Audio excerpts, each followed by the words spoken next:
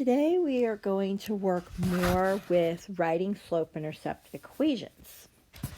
Yesterday, you practiced looking at a graph and taking the information off of the graph and putting it into a slope-intercept equation.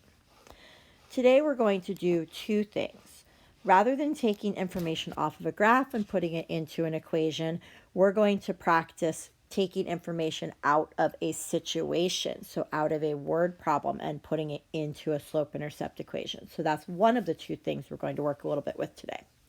The other thing we're going to work with a little bit today is, what if I don't have all of the information I need? In order to write a slope-intercept equation, I need the slope and the y-intercept so that I can fill them into the correct spots and write the equation. But what if I don't have all of that information? How can I still come up with an equation? So we're going to talk a little bit about that while we're working with word problems. So we're actually going to do both things at the same time today. Since we are working with word problems, before we dive in and start looking at some problems, we need to talk a little bit about clues, context clues. So if I'm looking through a word problem, what sorts of things should I look for that tell me what type of information I have? When you're working with linear situations and word problems, things to look for would be information that could be a y-intercept, information that could be a slope, or information that could be ordered pairs or coordinates, because we can use those, and we're going to talk about how we can use them here in just a minute. So some clues to get us started. If you have a y-intercept in an equation, a y-intercept in a word problem situation or an application situation is always going to be some sort of starting value or initial amount. So if you're being given information about a starting value or an initial amount, so in the beginning they had $5. The initial amount of miles they traveled was 50 miles. So those are starting amounts. So those would be y-intercepts if we wrote an equation for that situation. So hints for identifying the y-intercept: look for starting values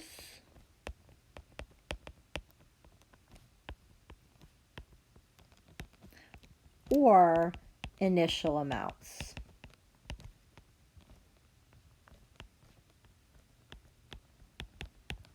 If you have a starting value or an initial amount, you should grab that, and that's going to turn into the y-intercept in your equation. The other thing that's really helpful if we have it is the slope. And you have to remember, slope is a rate of change. It's a ratio, change in y over change in x. So we have to remember that slope's a ratio. Not only is it ratio, when we talked about ratios and rates, we talked a little bit about unit rates, so things that count by 1. So slope is actually a unit rate. So the slope, if you have something that is counting by ones, so that's what a unit rate is. So a unit rate is something that counts by ones.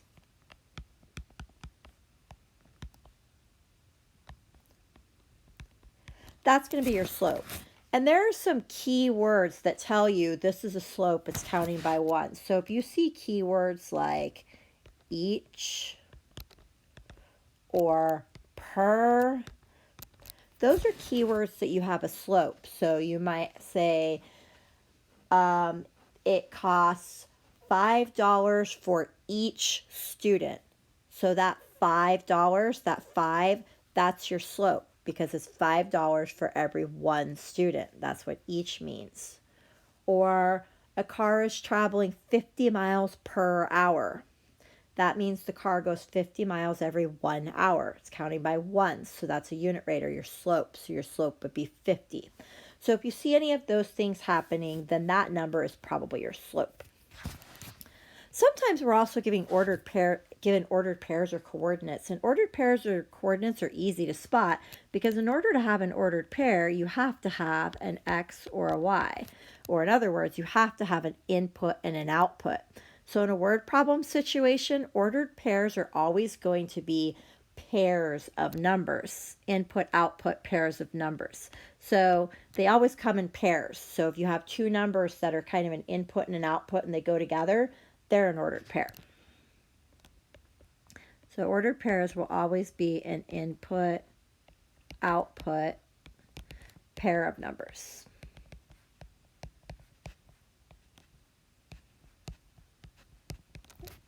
So those are hints or clues that can help us get these things out of a word problem. So what we're going to do next is we're actually going to look at a couple of word problems, and we're going to practice pulling the information out of the word problem so that we're working with word problems. And then once we have the information out of the word problem, we're going to talk a little bit about, now that I have the information, or if I already have the information, how do I write the equation? So there are some steps we can go through. And you'll notice if you look at your notes outline that both word problems, the steps that are outlined for you that we're going to fill in are the exact same steps. So you can use these steps for any word problem that you're trying to write an equation for that you know is a linear relationship.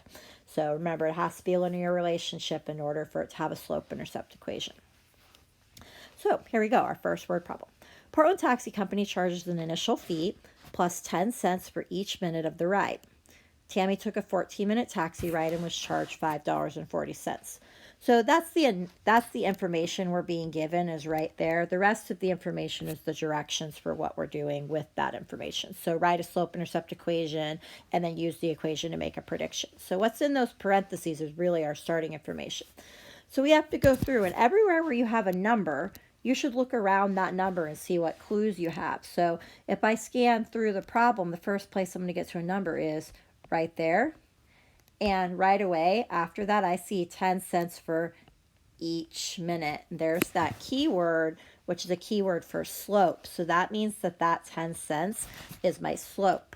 So identifying key information, I have a slope of 10 cents. And I'm going to pull the units off of that since we're going to put it into an equation.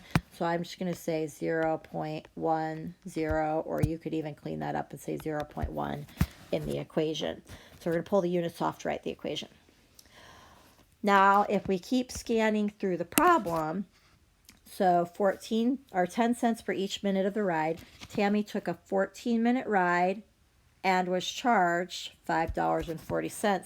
Well, those two things go together, input and output. I put in 14 minutes, I get out a $5.40 charge. So that's an example of an input-output pair of numbers. So that is going to turn into an ordered pair or a coordinate. And you have to pay really careful attention to which one's the input, because remember, the input needs to be the first number. The input is supposed to be the X. Sorry, that's sloppy. It says input. And the output is supposed to be the Y. So it's really important that you get the input in the input spot and the output in the output spot. So you have to stop and think about which one's which, because if you get them backwards and you try to write your equation with them backwards, your equation will be wrong.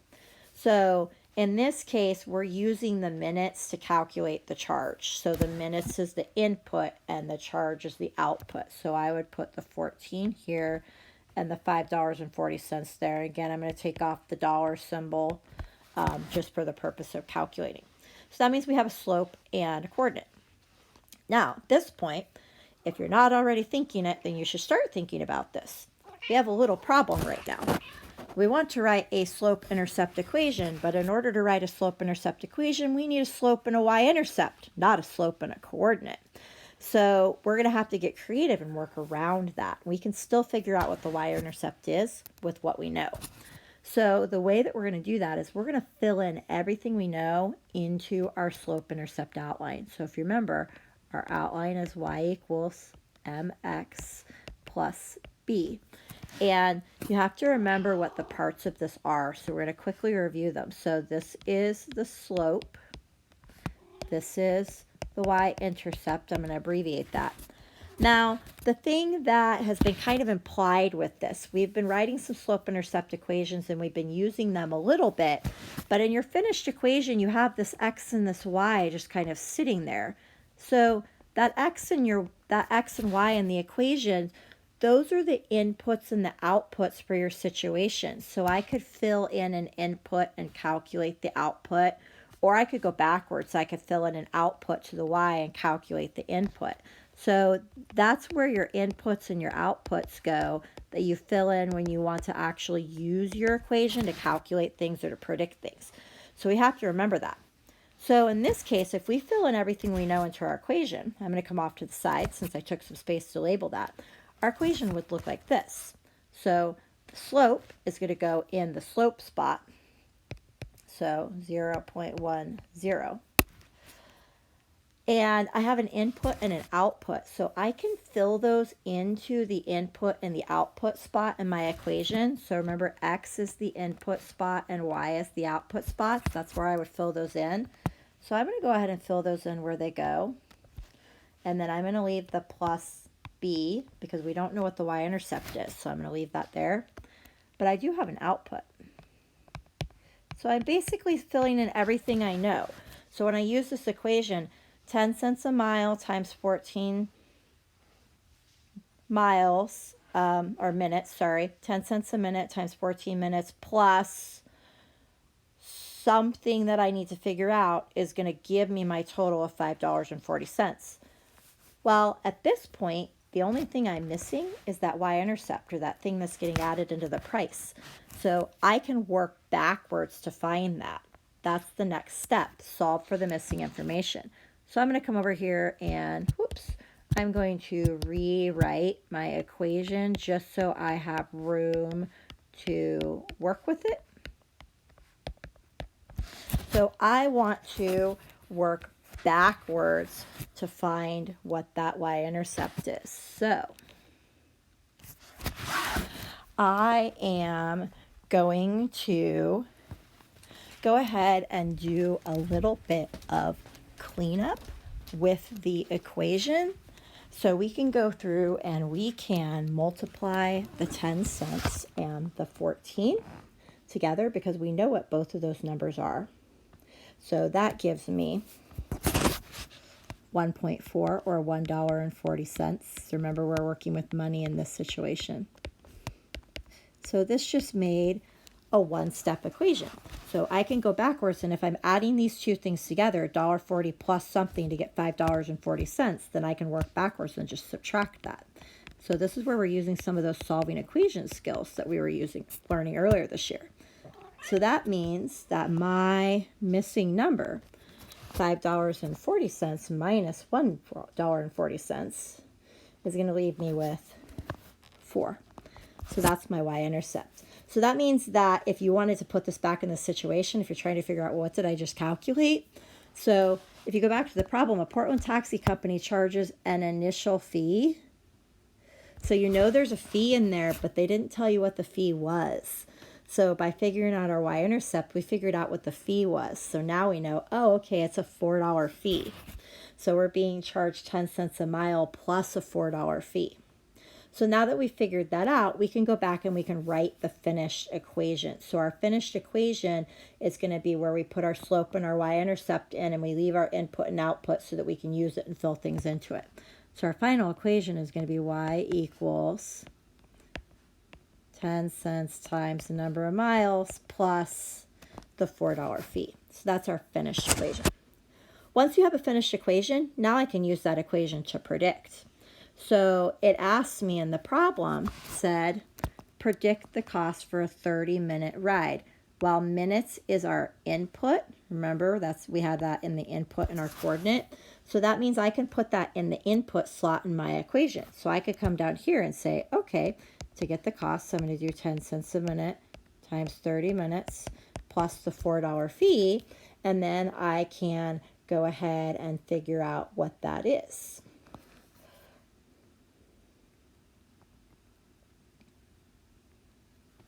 So 10 cents a minute times 30 minutes is going to be $3 plus another $4. So that means it's $7 total. When you're working with a word problem, once you use your equation to figure something out, you should always add the units on that. So what we figured out was an amount of money, a total cost. So we should put the units on that. And that's really important with a word problem because that shows that you understand what it is that you just calculated. So that is the process of how to get information out of a word problem, and also a little bit about, well, how do I work backwards if I'm missing information? So I didn't know the y-intercept. I want to look at one more problem together. Whoops, this should actually go down here in the predict in your notes. I want to look at one more problem together because it has a slightly different combination of information, just so you have a couple of good examples in your notes. So we're going to zip through this one a little bit faster because it's the same steps, but I want you to follow along and record it in your notes so that you have a couple of good problems to look at. So this one, at 2 weeks old, Rob's baby sister weighed 2 pounds. Well, that's a pair of numbers right there that goes together, input and output, so that must be a coordinate. So in this case, the weeks are determining the weight. So weeks are the input and weight is the output. In this case, it doesn't really matter because I've got a 2 and a 2 either way, but 2 weeks and 2 pounds. And then we keep going and we have more numbers. When she was 8 weeks old, she weighed 12 pounds. Well, that's another pair of numbers. So that's another coordinate. So 8 weeks, 12 pounds. And then I'm to the end of my information. So all my information was right there. Now I'm into the directions. So now I would need to figure out my slope-intercept equation. And this is where this gets a little bit more interesting. So you might be thinking, well, wait a minute. How am I supposed to write a slope-intercept equation if I don't have a slope or a y-intercept? So the thing here is fill out everything we know or can calculate. So I'm not being given the slope, but I am being given 2 points. And we know, because we learned it, how to calculate the slope from 2 points. So we can use our slope formula or our change in y over change in x. So I'm going to go through and I am going to do that. So I'm going to calculate the slope, because if I calculate the slope, then I can fill it into my equation and it'll give me a starting place. So 12 minus 2, so the y is changing by 10. 8 minus 2. The x is changing by 6. I can reduce that down. 10 divided by 2 is 5. 6 divided by 2 is 3. So that gives me a slope of 5 over 3. So in my equation, if I take my equation outline, the slope is going to go in this m slot. So I'm going to replace that with what we know the slope is. Now, in the last problem, we filled in an input and output and we worked backwards to get the y-intercept. So we can do that here, and we actually have two different inputs and outputs. We have 2, 2, and we have an 8, 12. It actually doesn't, oops, sorry about that. It actually doesn't matter which one you use. So just for fun, I'm going to kind of block this off because I'm going to need more space. I am going to show you both what happens with either of them when you fill them both in, just so you can see. So we'll try with the 2, 2. So if I fill a 2 in, 2 equals 5 over 3 times 2 plus b. So remember, 2 is the same as 2 over 1. You multiply fractions straight across. So 5 times 2 is 10. 3 times 1 is 1. So we got a little bit of working with fractions, so we have to remember how to do here. But that's why we reviewed fractions earlier this year, because fractions come up a lot when you're working with things in algebra.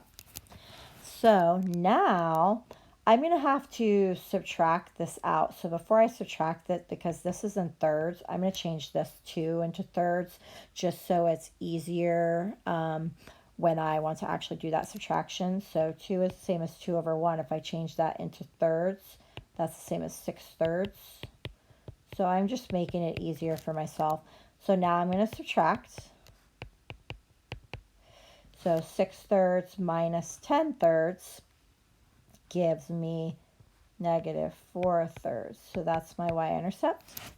Now, just for fun, I told you that we would try this with the other input and output. So instead of filling in the 2, 2, what if I had filled in the 8, 12? Well, then it would be 5 over 3 times 8 plus the y-intercept equals 12. So I would do the same sort of deal here. So 5 times 8 is 40 over 3. And I want to change that 12 into thirds just to make it easier to subtract. So 12 is 36 thirds. So if I subtract the 40 thirds out, 36 minus 40 is -4/3. So you can see that no matter which pair of points I use, I get the same y-intercept. So that means you do not have to do this both ways every time. I was just showing you because it's a question that people ask me a lot, that I've gotten a lot over the years with teaching this. Does it matter which points I use? And no, it doesn't matter because they're both part of the same pattern, the same linear relationship. So they're going to have the same answers, the same y-intercept. So you can choose whichever one you want and just do it one of the two ways. So a lot of people like to go for the one with the smaller numbers because they feel like it's easier, but it's personal preference. So we got our y-intercept. So that was the solve for missing information. So we actually did that two different ways just to show you. But now we can write our finished equation because we figured out what our slope was, and two different ways we figured out what our y-intercept was. So now we can drop that information in. So our finished equation is y equals 5/3 times x minus 4/3. And the last part of this asks you to make a prediction again, and you have to be careful with what information you're being given when you predict. So predict the age of Rob's sister when she weighs 20 pounds. So always think inputs and outputs. So you have to remember that in this situation, age was the input. So these were the ages, and weight was the output. So we have to make sure that we're getting things in the right places. So when she weighs 20 pounds, that's a weight. So this is giving us the output, and it's asking us to figure out the input, which is her age. So sometimes you'll fill things in for X, sometimes you'll fill things in for Y. It depends upon whether you have an input or an output. In this case, 20 is the output. So I would actually want to put it over here in the Y spot.